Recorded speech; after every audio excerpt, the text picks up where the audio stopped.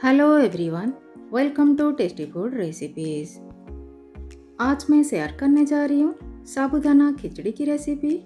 आप इसे नवरात्रि पर फास्टिंग में खा सकते हैं। इस तरह की खिले खिले और परफेक्ट साबूदाना खिचड़ी बनाने के लिए वीडियो को लास्ट तक ज़रूर देखें। वीडियो में कुछ टिप्स दूंगी मैं, उसे भी आप ज़रूर फॉलो करें, तभी आपकी साबूदाना खिचड़ी खिला खिला बनेगा, बिल्कुल भी नहीं चिपकेगा। इस तरह परफेक्ट साबूदाना खिचड़ी बनाने के लिए बड़ा वाला साबूदाना लेंगे, हाफ कप बॉइल्ड आलू लेंगे एक, जिसे मैंने चॉप कर रखा है। एक टमाटर लेंगे, उसे भी चॉप कर रखा है। कच्चा मूंगफली लेंगे 3 टेबलस्पून भुना हुआ मूंगफली लेंगे, जिसका मैंने छिलका निकाल लिया है। 2 हरी मिर्च को कट करके रखा है, उसमें से एक स्लिट कर दिया है और एक चॉप करके रखा है। अदरक को ग्रेट करके ले लेंगे 1 टीस्पून। धनिया पत्ती लेंगे थोड़ी सी चॉप करके। थोड़ी सी मैंने ड्राई कड़ी पत्ता यूज किया है। अगर आपके पास फ्रेश कड़ी पत्ता है तो आप वो ले सकते हैं। नींबू हाफ लेंगे, सेंधा नमक लेंगे, काली मिर्च पाउडर लेंगे, जीरा लेंगे 1 टीस्पून, रिफाइंड ऑयल लेंगे, आप चाहे तो घी भी ले सकते हैं। तो सबसे पहले एक बड़ा सा बाउल लेंगे और उसमें साबूदाना डाल देंगे। उसमें डाल देंगे पानी, क्योंकि हमें इसे 2 से 3 बार अच्छी तरह से वॉश करना है, ताकि इसमें जो भी गंदगी हो या फिर स्टार्च हो वो सब निकल जाए। आप देख सकते हैं इसका पानी किस तरह वाइट वाइट दिखता है।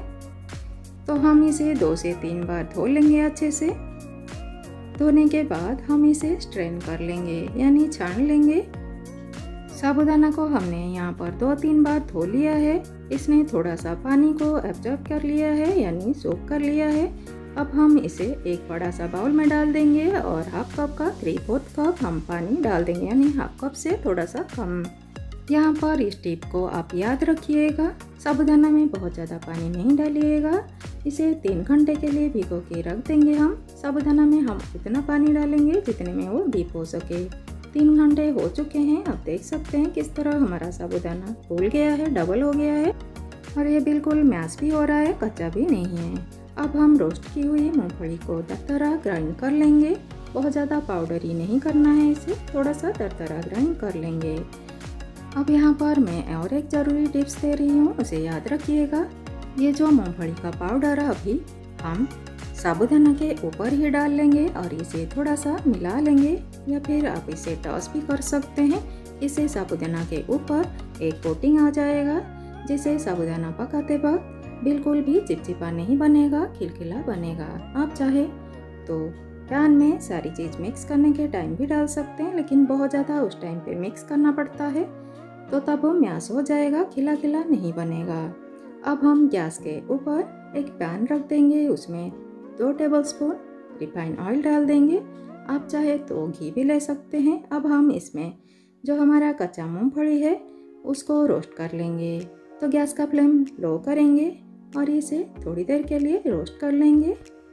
इस वक्त अगर आप कोई ड्राई फ्रूट्स यूज करना चाहते हैं इसमें, जैसे कि काजू या बादाम वगैरह, तो वो भी आप डाल सकते हैं, या फिर आप नारियल को भी छोटे छोटे पतले पतले पीसेस में भी डाल सकते हैं। उससे भी साबूदाना खिचड़ी हमारा बहुत ही टेस्टी और परफेक्ट बनेगा।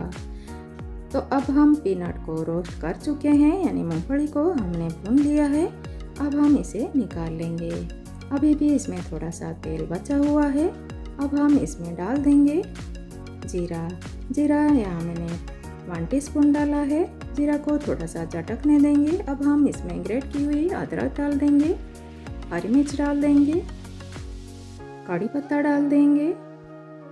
अब हम सारी चीज़ों को मिक्स करके थोड़ा सा भून लेंगे।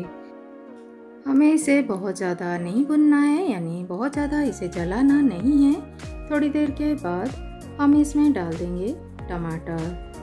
मैंने यहाँ पर एक टमाटर को चॉप करके लिया है। टमाटर को हमें बहुत ज़्यादा नहीं भूनना है, यानी बहुत ज़्यादा मैश नहीं करना है, जस्ट थोड़ा सा इसका कच्चा फ्लेवर चला जाए इतना भूनना है।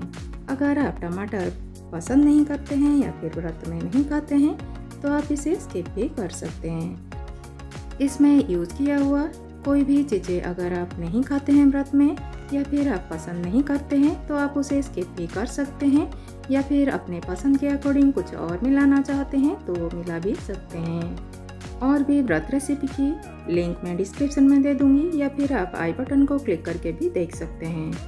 अब हम एक उबले हुए आलू को चॉप करके इसमें डाल देंगे।